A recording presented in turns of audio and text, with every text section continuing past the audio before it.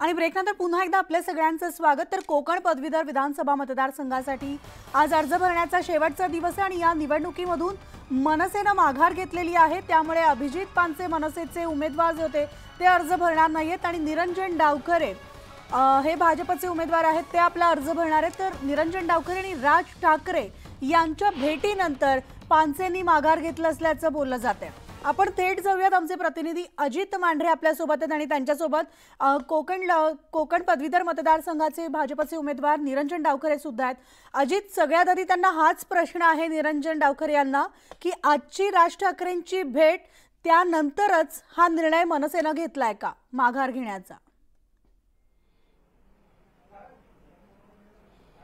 नक्कीच म्हणाली, याआधी मी तुला सांगतो की तू देखील ठाण्यामध्ये राहतेस, तुलाही माहिती आहे की वसंत डावखरे हे जेव्हा होते त्यावेळी ते सभापती असताना उपसभापती असताना किंवा कुठलीही निवडणूक आली की ते कशा पद्धतीने डाव टाकायचे आणि ते खरे ठरायचे आणि त्यातून ते कितीही त्यांना विरोध झाला तरी शेवटी पत्ता त्यांचाच चालायचा। आणि त्याच पद्धतीनं आज अर्ज भरण्याची शेवटची तारीख आहे आणि शेवटच्या तारखेला जर तुम्ही पाहिलं तर सकाळी सकाळी निरंजन डावखरे यांनी राज ठाकरे यांची भेट घेतली, त्यानंतर अभिजित पानसे यांनी त्यांची माघार घेतलेली आहे।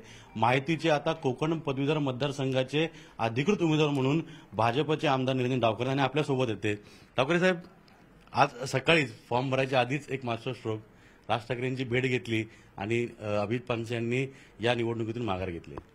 मी सर्वप्रथम तर भारतीय जनता पार्टीचे माननीय फडणवीस साहेबांचे, माननीय बावनकुळे साहेबांचे आभार मानेन की त्यांनी मला भारतीय जनता पार्टीचा उमेदवार म्हणून ही पदवीधरची निवडणूक विधान परिषदेची लढण्याची संधी दिलेली आहे। आणि त्याचबरोबर माननीय मोदीजींच्या नेतृत्वामध्ये आत्ता पार पडलेल्या लोकसभेच्या निवडणुकीमध्ये आपण बघितलं की पुन्हा एकदा भारतीय जनता पार्टीचं आणि एनडीएचं गव्हर्नमेंट हे केंद्रामध्ये येत आहे। आणि या सगळ्या घडामोडी होत असताना मी खरंच मनापासून राजसाहेबांचे आभार मानेन की त्यांनी अतिशय मोठ्या मनाने मला या पदवीधरच्या निवडणुकीसाठी आशीर्वाद दिलेला आहे।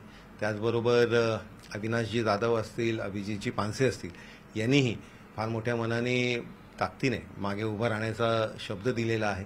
आणि यांचं काम संघटनात्मक जर आपण बघितलं तर मनसेचं काम निश्चितपणे कोकणामध्ये फार चांगलं आहे आणि त्याचा फायदा महायुती म्हणून आम्हाला निश्चितपणे सगळ्यांना होईल। सकाळी सकाळी ही भेट झाली, ही भेट आधी ठरली होती का? या भेटी मागे काय घडलं ते मी विचारलं नाही, पण या भेटीमुळे तुमच्या कोकण पदवीधर मतदारसंघाचा राजमार्ग जो आहे तो मोकळा झालाय।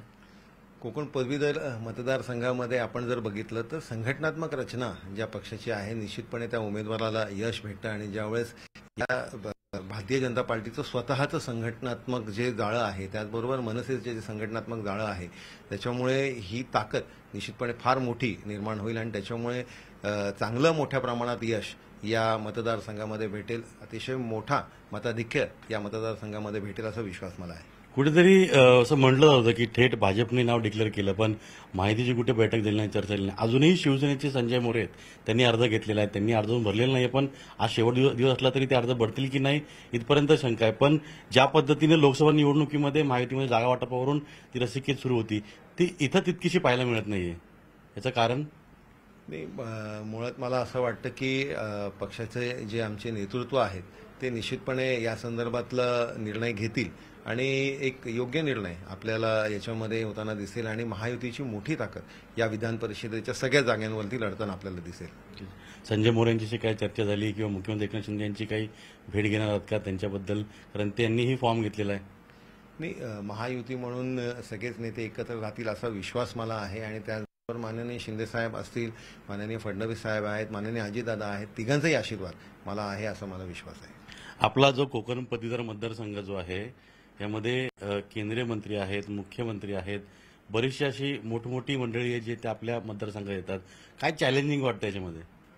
नाही, याच्यामध्ये चॅलेंज खरं तर मी मगाशी तुम्हाला सांगितलं तसं की भारतीय जनता पार्टीचं कार्यकर्त्यांचं जे जाळं आहे, जे नेटवर्क आहे, त्याचबरोबर आता मनसेची ही ताकद आहे, महायुतीची ताकद आहे, राष्ट्रवादीची ताकद आहे, अजितदादांची राष्ट्रवादीच्या माध्यमांनी फार मोठं संघटनात्मक आणि त्याचबरोबर आपण जर बघितलं तर संस्थात्मक ताकद ही फार मोठी आहे आणि त्याच्यामुळे या सगळ्या एकत्रित ताकदीचा जो फायदा आहे तो निश्चितपणे उमेदवार म्हणून मला होईल आणि या मतदारसंघामधनं फार मोठा विजय हा भेटेल। माननीय तटकरे साहेबांच्या माध्यमाने रायगडचं नियोजन असेल, असं सगळे महायुती म्हणून एकत्र याच्यामध्ये प्लॅनिंग करतात। बरं 12 वर्ष आपण आमदार आहात, पुढचे अजून वर्ष मिळतील. याच्यामध्ये काय अशी इच्छा आपण राहिलेली की जेणेकरून पदवीधर मतदार जे आहेत त्यांच्याकरता काहीतरी वेगळं केलं पाहिजे किंवा काहीतरी गल्लीपासून दिल्लीपर्यंत त्या विषयावर मांडलं पाहिजे आणि तो विषय मार्गी लावला पाहिजे? नाही, या मतदारसंघामध्ये बरंचसं काम झालेलं आहे. माझ्या माध्यमाने बरंचसं काम अजूनही बाकी आहे आणि त्याच्यामुळे एक निरंतर ध्यास कामाचा हा माझा प्रयत्न सातत्याने राहणार आहे. आणि जसं आम्ही मागच्या याच्यामध्ये प्रत्येक शाळेमध्ये डिजिटलायझेशन करण्याचा मानस घेतला होता, एक संकल्प घेतला होता, तसंच या याच्यामध्ये जसं मोदीजींनी आवाहन केलेलं आहे सोलर पॅनल्स लावून प्रत्येक स्कूल ग्रीन स्कूल करावी, हा एक मानस आम्ही केलेला आहे. आणि त्याच्यामुळे जो वीज बिलावरती शैक्षणिक खर्च होतो तो या इकडे शैक्षणिक कामामध्ये जाईल. त्याचबरोबर शिक्षकांचे अजूनही अनेक प्रश्न प्रलंबित आहेत, त्यांना वाचा फोडण्याचं काम आहे. आपले बरेचसे अजून सेशन्स कोर्ट आहेत, त्यांची पुनर्बांधणी आहे. या कोकण मतदारसंघामध्ये मुलांना रोजगारसाठी आणि त्याचबरोबर स्टार्टअप्सच्या माध्यमाने त्यांना स्वतः रोजगार देणारा बनवण्याचा संकल्प आहे. असे अनेक प्रश्न. आता हाच एक पुढचा प्रश्न होता की कोकण हा भाग जर पाहिला तर संपूर्ण 5 जे भाग आहेत त्यामध्ये सगळ्यात मोठा भाग कोकण आहे. मग तो अगदी शालेय शिक्षण असू दे किंवा पदवीधर असू देत, सगळ्यात मोठा भाग आहे. मग पदवीधरांकरता एक स्टार्टअप म्हणून काय अशी वेगळी योजना केलेली आहे का? नरेंद्र मोदी नेहमी म्हणतात की तरुणांनी पुढे यायला पाहिजे, तरुणांसाठी स्टार्टअप केलं पाहिजे. मग एक स्टार्टअप म्हणून काय देणार आहात का? नाही, मुळात जर आपण या मतदारसंघामध्ये बघितलं तर सिंधुदुर्ग आणि रत्नागिरी याच्यामध्ये फार मोठ्या प्रमाणात फ्लोरिकल्चर पण होऊ शकतं आणि मध निर्मिती पण होऊ शकते. त्याचबरोबर पालघर या भागामध्ये चिकूचं मोठं उत्पादन होतं आणि या सगळ्याचं मोठा मार्केट खरं तर ठाणे, पनवेल, नवी मुंबई आहे. आणि त्याच्यामुळे आपल्याकडे प्रोडक्शन पण आहे, आपल्याकडे मार्केट पण आहे. या दोघांमधला समन्वय करण्याचं काम हे निश्चितपणे माझ्या माध्यमाने मी करीन.